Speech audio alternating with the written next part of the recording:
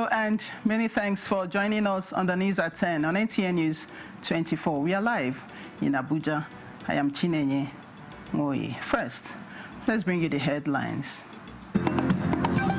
President Bola Tinubu insists that directive on withdrawal of police security to VIPs must be fully implemented. House of Representatives summons CBN Governor to explain non-remittance of more than 5 trillion naira operating surplus and 11 trillion naira revenue accruing to government coffers. An information minister visits Niger State government, reaffirms federal government's commitment to revamping security architecture.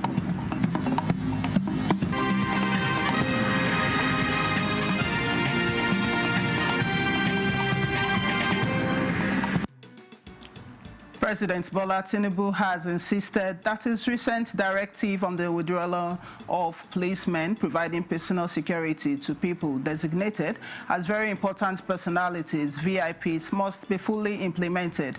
The president addressed this issue at the Federal Executive Council meeting. State House correspondent Musbao Danwahab reports.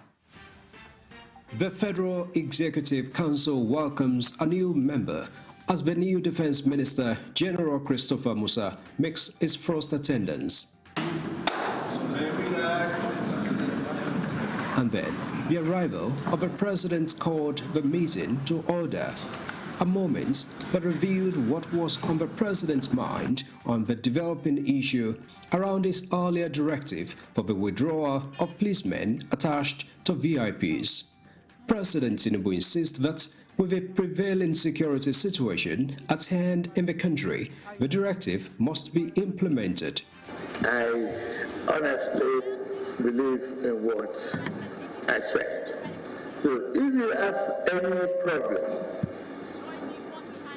of security because of the nature of your assignment, please contact the IGP and get my clearance. The Minister for Interior should liaise with IGP and the civil defense structure to replace those police officers who are on special security duties, so that you don't leave people exposed.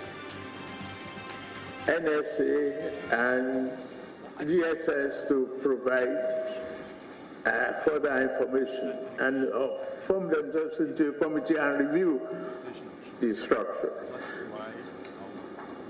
It should be effected. This is another demonstration by President Bola Tinubu that he follows and listens to what Nigerians are saying, their reactions to his policies and programs. There is another apparent follow-up to the existing measures towards addressing a causative factor of the security challenges manifesting in farmer-herders clashes. The President directed Vice President Kashim Shettima to coordinate with state governors under the umbrella of National Economic Council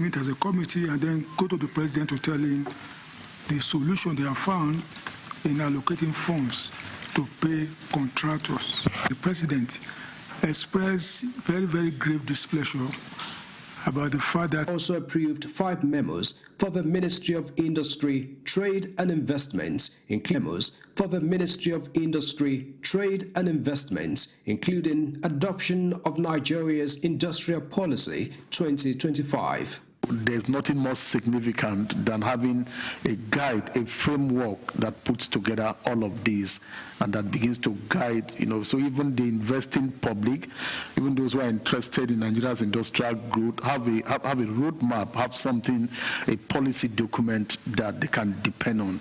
the president is very, very concerned about improving the navigational aids in Nigeria.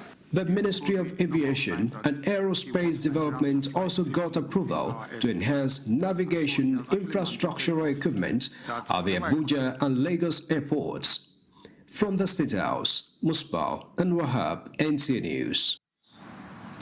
And Senate has mandated its Committee on Police Affairs to investigate allegations that the presidential order directing withdrawal of police personnel from VIPs is being flouted. National Assembly correspondent Lami Ali reports on this and other happenings at the plenary. The directive to withdraw police personnel from some category of VIPs and be replaced by officials of the Civil Defense Corps was issued on November 23rd by President Tinubu. Senator Abdul Ningi raised a point of order during plenary, alleging that the directive was being flouted. I'm coming after their withdrawal only orderly. I saw 2 convoys of ministers, and they were carrying lots of security personnel, business concern, Chinese and other business concern. Yesterday, with the compliments of orderlies. The Senate therefore mandated the Police Affairs Committee to investigate. The chairman of the Police Affairs Committee should take up this matter, conduct the proper investigation. Meanwhile, a bill that seeks the establishment of Chartered Institute of Planning scaled second reading. It will unify planning methodologies across government institutions, build a skilled workforce of certified planners. It's to have an institute that will have the responsibility of training core professionals. Like the Chartered Institute of Taxation, Institute of Bankers, Nigerian Institute of Bankers, and the rest. So a planning institute is needed. We are moving with technology. And if we talk about technology 20, 30 years ago, we'll never be the same today. 4 bills passed first reading. Among them is the Federal Character Commission Act Amendments Bill from the National Assembly. Lami Ali, NTA News. To politics now. President Bola Tinubu has met with all Progressives Congress leaders and governorship aspirants in Osun State and appealed for unity and consensus building ahead of the party's primary on December 13th. A statement from the Special Advisor to the President on Information and Strategy, Bayo Onanuga, says the President met with the aspirants at the State House, Abuja, on Monday night. The Osun State governorship aspirants who attended the meeting with the President include former Deputy Governor Benedict Oluboyega Alabi, Dotun Babayemi, Akin Ogumbi, Senator Babajide Omoworare, Kunle Adegoke, Babatunde Hareta Oralusi, Mulekat Abiola Jimo, and Muniruddin Bola Oyebamiji. Also in attendance at the meeting were the National Chairman of the APC, Professor Nentawe Yewada, the Secretary to the Government of the Federation, George Akumi, the Chairman of the Progressive Governors Forum, Hope Uzodimma, and the Minister of Marine and Blue Economy, Adeboyega Oyetola. President Tinubu, who praised all the aspirants for their contributions to the APC in Osun State, urged them to close ranks and support the consensus candidate the party will present for the governorship election in the state. He also advised them to avoid the internal bickering and disunity that caused the party to lose the last election and the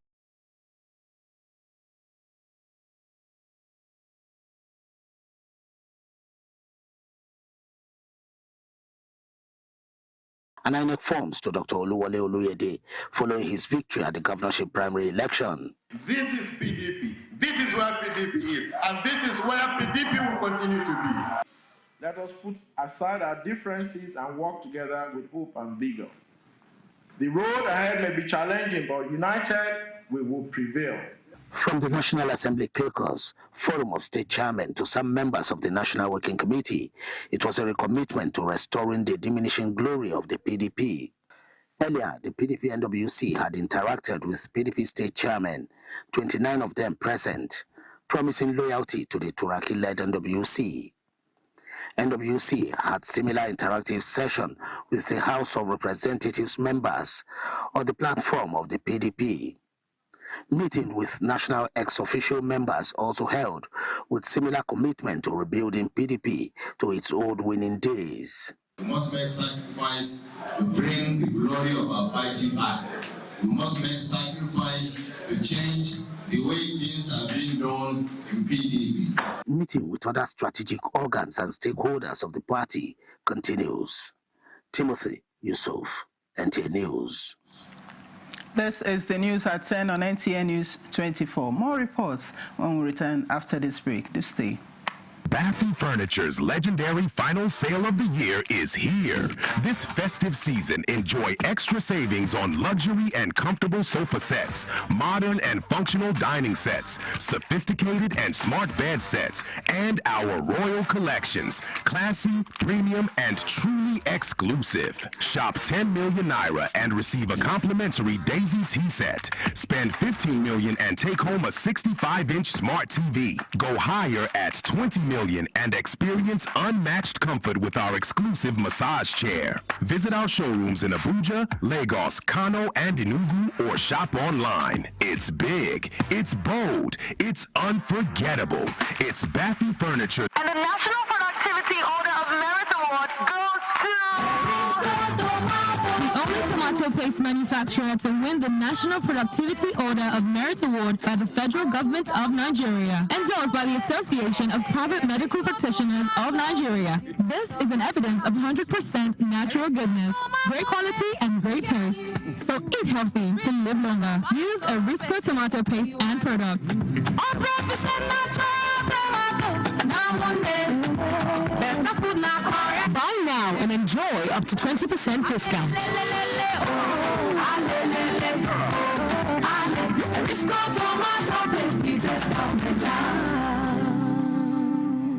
Feel the power of precision, engineered to perfection. Every component is crafted with care, and each design is meticulously tested. From concept to creation, our engineers push the boundaries of technology, seamlessly blending performance and sustainability with a deep commitment to African ingenuity. Introducing the CNG Boss, a remarkable achievement in engineering designed to operate on compressed natural gas, a cleaner and more sustainable fuel alternative for mobility across Africa. And it doesn't stop there. From SUVs to sedans, spacious buses to electric cars, Innocent offers a wide range of models designed to meet every need. Innocent Vehicle, the pride of African roads. This is NTA News 24. Many thanks for staying on. President Bola Tinubu has transmitted the federal government's 2026-2028 medium-term expenditure framework and fiscal strategy paper to the House of Representatives for consideration and approval. National Assembly correspondent Mitaire Iben reports that the House at Wednesday's plenary summoned the governor of the Central Bank, Olayemi Kadoso, to appear before its Committee on Public Accounts over alleged remitter charges that are yet to be remitted to government coffers. From Mr. President. The President informed the House of Representatives that the 2026 to 2028 medium-term expenditure framework and fiscal strategy paper approved by the Federal Executive Council will guide the preparation of the 2026 appropriation bill. I seek the cooperation of the National Assembly for expeditious legislative action on the submission. The resolution to invite the CBN governor followed a motion by Representative Bamidele Salam that the Apex Bank is evading explanation about non-remittance of more than 11 trillion naira. The Central Bank of Nigeria has failed, refused, or neglected to honor the invitations or effect the required remittances as directed by the committee. Mr. President should pay attention to this revelation. An attempt to amend the motion to refer the investigation to an ad hoc committee and not the Public Accounts Committee led to a rowdy session where the Speaker had to caution some lawmakers. Honorable Marquez said, clearly stated in our rule book, and the Public Accounts Committee, this is very unparliamentary. Honorable Marquez said, I'm on you. If you don't stop this behavior, believe me sincerely, and Honorable Kabir Mepalas will take you to ethics. This committee, as every other committees, if they had gone this far, I don't want us to frustrate them. In the light of this, I'm hereby withdrawing that amendment to report this matter to the Standing Committee. Continued automatic debits and aggressive recoveries are inflicting severe hardships on vulnerable Nigerians, risking the collapse of small businesses, worsening unemployment, and heightening social instability. Meanwhile, the gale of defections continue as two lawmakers from Bayelsa State dumped the PDP for the APC. 5 bills were passed at Wednesday's plenary, including 3 seeking establishment of more specialist eye care centers in the country. From the National Assembly, Mitaire Ikben, NTA News.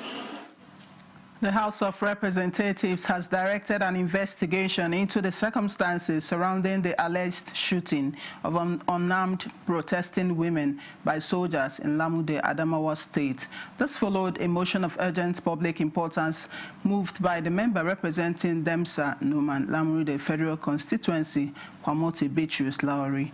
Speaking after plenary, Representative Lowry said the incident raises serious concerns and must be thoroughly examined, stressing the need for clarity, accountability, and justice for those affected. None of these women is carrying anything, no stick, no stone, not even leaves. They were just there, open fire on them, and scores of them were killed. Even as we are speaking now, some of them have life-threatening injuries. The House has referred the matter to the relevant committee with a directive to investigate and report back within 2 weeks. The Bureau of Public Service Reforms is intensifying Nigeria's digital transformation drive, spotlighting institutions that are embracing technology to enhance efficiency across the public sector. Announcing a Stop Tech Compliant Public Institution of the Year, Director General Dr. Dasuki Ibrahim Arabi declared Ojodu Local Government Development Area in Lagos as the standout performer in the nationwide push to digitize government operations across ministries, agencies, and grassroots councils. Ekene Ndulue reports. As Nigeria intensifies its drive to modernize public institutions, the Bureau of Public Service Reforms is spotlighting the urgent need for technology-driven processes across ministries, departments, and agencies. But the reform push is not stopping at the federal level. AI came into limelight. It is being deliberately cascaded to states and local governments to ensure nationwide digital transformation. To deepen this impact, the Bureau introduced the GovTech Award for Best Organization in Digital Transformation. And this year, the Ojodu Local Council Development Authority, Lagos State, emerged as the standout performer. At the end of the exercise that we did, your local government emerged as one of the best. What we need to do is to reskill and upskill the performance of public servants. The chairman of the Local Council Development Authority says technology is the future, and the LCDA will not relent in investing in its young and dynamic population. The removal of the fuel subsidy and the increase of our allocation has enabled us to do more. We've been able to provide more private centers, provide more for the youths, provide more for our market women. With the recognition given to Ojodu Local Council Development Authority, it has become clear that adopting technology is no longer an option, but a pathway to a more efficient public service. In Abuja, Ekene Ndulue, NTA News.